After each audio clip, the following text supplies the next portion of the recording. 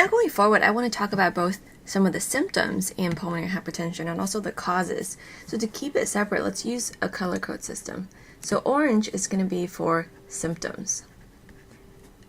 We'll talk about symptoms in all the different parts of the circuit. And then purple is when we talk about causes, because it can be caused at different parts in the body as well. All right, starting with the lungs. Symptoms, right off the bat, we're going to be short of breath. So short of breath. Because we don't have enough adequate lung supply, then the lungs themselves are stressed because they need blood too. But also the air exchange that we care about here is not happening well. And with that, we get exercise intolerance, because anytime we exercise, the heart pumps double time into the lungs to get more blood through faster.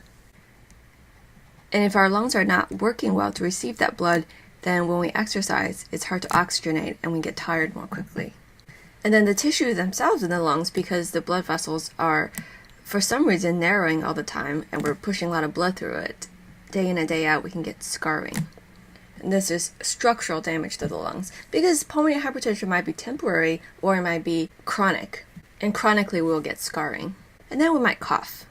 The tissue in the lungs that are not adequately being provided with blood, the airways can spasm as a result. So all these are pretty intuitive, just things that can go wrong with the lungs themselves, symptoms-wise.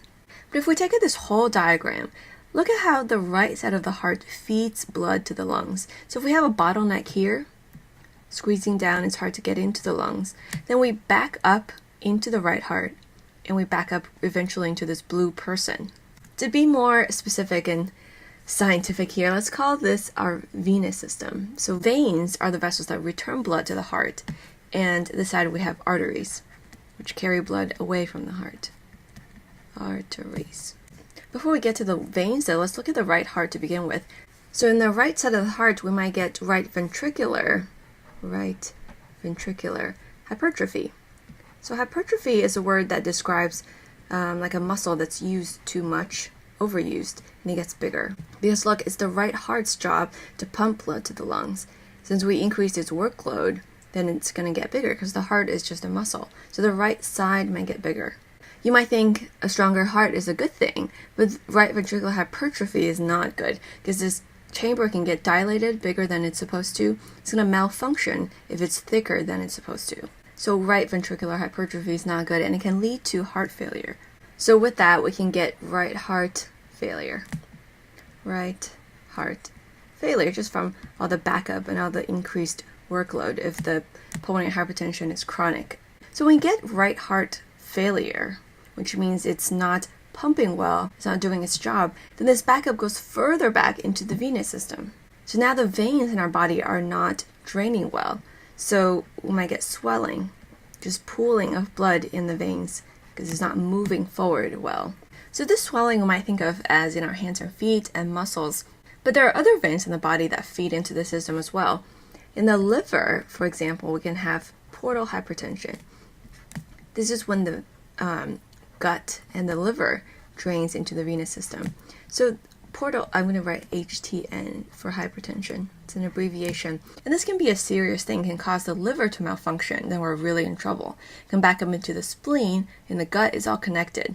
So these are symptoms of right heart failure, which can come from pulmonary hypertension. And any of these can be very serious, especially on a chronic basis. All right, so now let's come on the artery side and see what happens going forward. See here, the rest of the body here is lacking in blood. So going forward, we simply don't get enough blood out into the body, enough oxygenated blood. So we're going to have problems of undersupply. This person might get dizzy.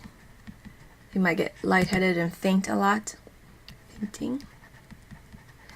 And again, they might have exercise intolerance because their body's not being provided with nutrients and oxygen. All right, so these are some of the more important. So these are just a quick sample of some of our symptoms. Now let's go to causes. Now if we think the simplest solution being the best solution, then you can imagine that a lot of the problems, the causes, come from the lungs themselves. So basically any lung disease could cause this, especially chronic ones, any lung disease. So what can we think of? Things like emphysema. This is often linked to smoking. I will always say this: stop smoking, because this can lead to all sorts of problems, including hypertension in the lungs. We can have drug-related, alcohol-related intoxication. We can have newborns or premature babies who are born too early and their lungs haven't developed properly and don't have the surfactant to support it. So babies in general actually have very high pulmonary resistance when they're born, but it's supposed to lessen as they get a little older. But in premature babies, they can have lung damage, and their pulmonary hypertension can be chronic and hard to resolve. So keep going with the lung disease. We can have all sorts of systemic, or we can have diseases that affect the whole body. Things like HIV, cancer, diabetes, all these things can come back and affect lungs. So any lung disease really could cause hypertension. Now if we look beyond the lungs, what else can cause this? So remember we talked about backup earlier. So if we're talking about causes now, then left heart failure is going to be one of the causes. Left heart failure, which in itself can be caused by so many other things. But if the left ventricle or the left atrium, I guess, are not functioning well and not pushing the blood forward, then the backup into the lungs will cause pulmonary hypertension. So like we said before, it's all related. So left heart failure leading to pulmonary hypertension. On the venous side, I'm not going to list the long list, but think of things that can make your blood thicker, so more coagulable, or diseases that disrupt the venous flow of blood into the heart, then eventually it'll affect the lungs as well.